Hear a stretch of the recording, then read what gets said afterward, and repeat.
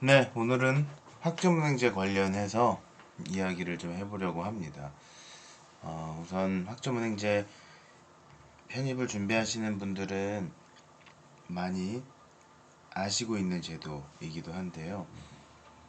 지금 현재 학교를 다니고 있다고 해도 학교 통학거리가 좀 멀거나 계속 다니기 힘든 상황이 있는 분들은 학점은행제를 고민을 하시게 됩니다.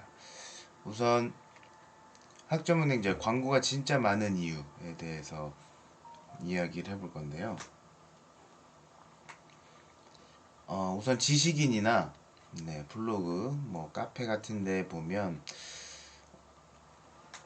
키워드마다 다 다르지만 유독 이제 광고가 많이 붙는 것들이 있어요. 학점은행제라는 키워드도 이제 그런 것 중에 하나인데, 이제 상담은 무료라고 진행을 하고, 이제 좀 젊은 분들이, 플래너 분들이 관련 상담을 해주겠다 이런 광고들을 지식인 등을 보면 흔하게 볼 수 있습니다.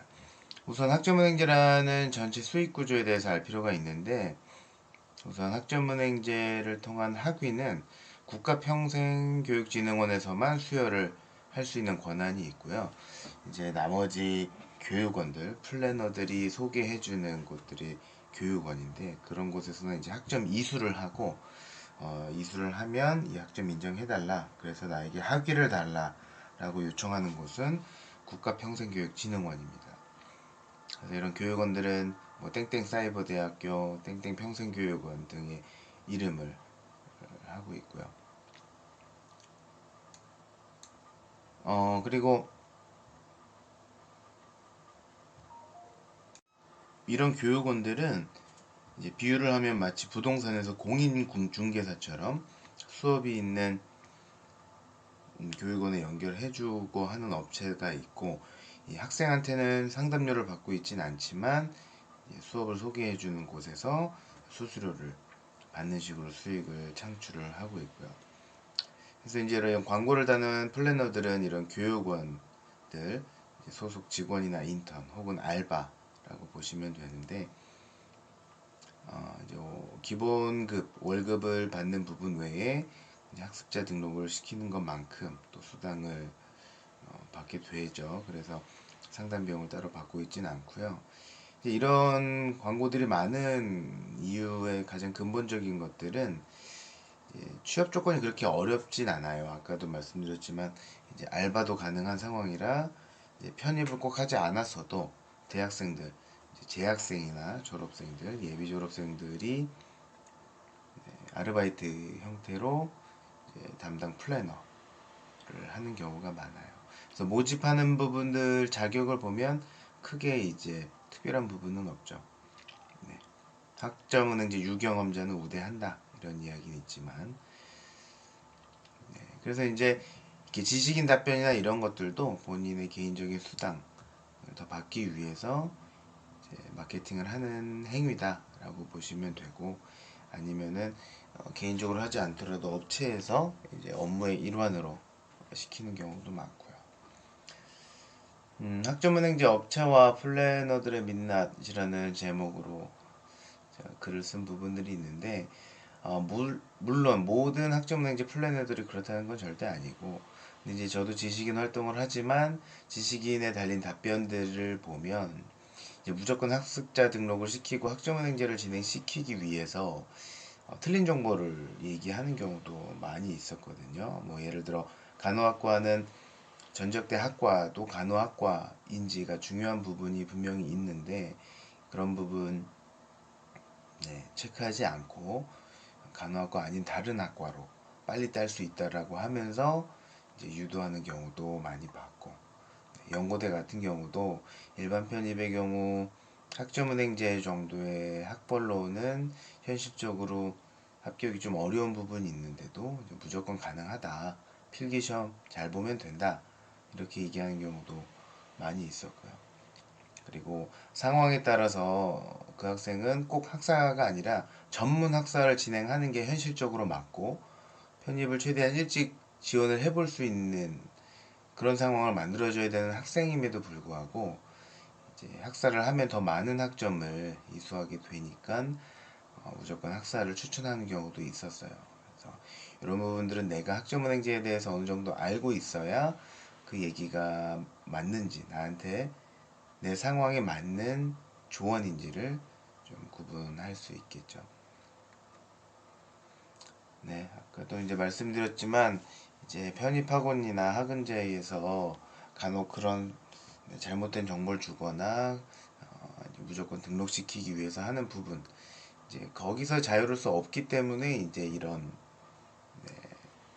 상황이 발생하는 거고, 그 피해는 학생들이 고스란히 받을 수밖에 없다.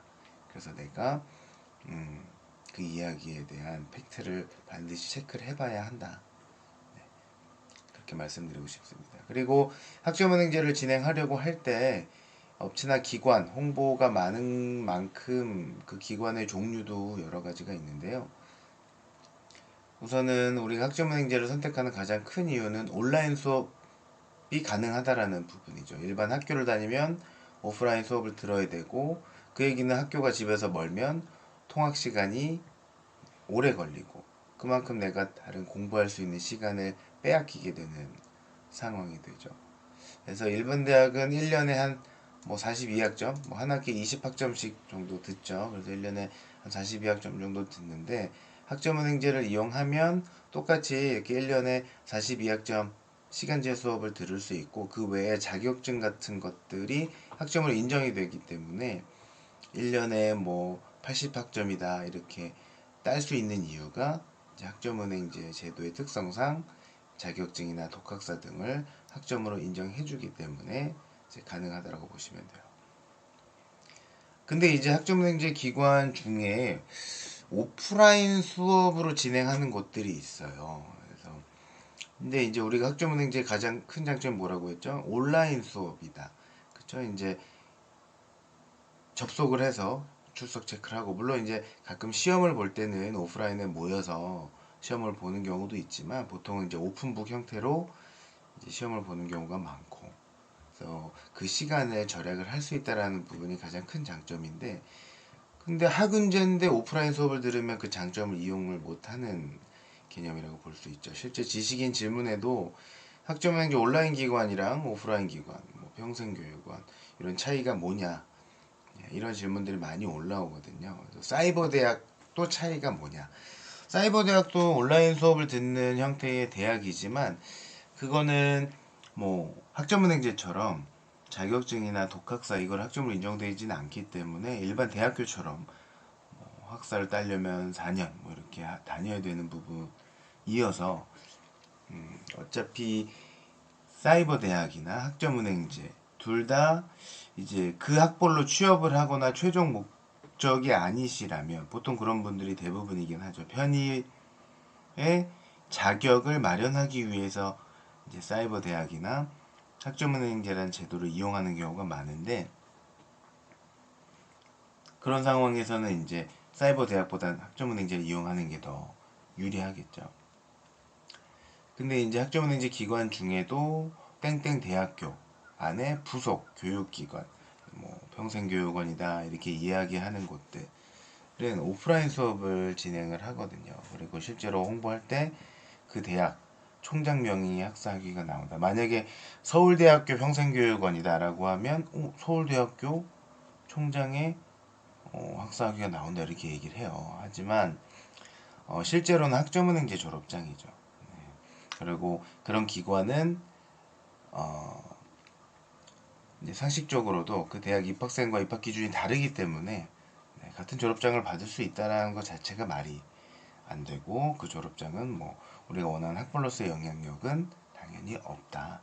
요즘은 유튜브나 여러 매체에서 이런 것들이 많이 알려져 있기 때문에 뭐 땡땡 대학교 땡땡 교육원 이런 곳에 이용하는 것보다는 온라인으로 이용해라 이런 이야기들이 많이 나와 있죠. 하지만 아직도 홈페이지 같은 데 보시면 학점은행제 교육기관이라는 게 나와 있지만, 큰 배너나 눈에 띄게 하는 부분들은 이제 뭐 면접으로 선발한다, 아까도 말씀드렸다시피 뭐 학교 시설들 똑같이 다 이용할 수 있다. 그래서 조금 오해하기 쉬운 네, 구조로 홍보를 또 하고 있어요. 그래서 학점은행제에 대해서 모르는 학부모님들과 학생들은 좀 헷갈릴 수 있는 부분들이 있죠.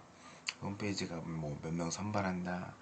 네, 면접 선발이 아니라 학점은행제는 네, 원하면 다 이제 진행을 할 수 있는 제도고요. 그리고 평균 뭐 2년 정도면 학사학위 취득 가능하다. 네, 그런 제도는 학점은행제밖에 없어요.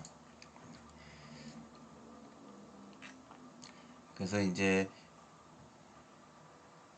학점은행제라는 제도가 이제 부모님들이나 학생들에게 낯선 제도이기 때문에 온라인으로 뭐 이렇게 수업을 진행한다는 건 오히려 더 불안해 하시거든요. 그래서 이제 오프라인 수업도 있고 어떤 대학교 안에서 건물에서 수업이 진행이 되니까 이제 그거를 좀 안심?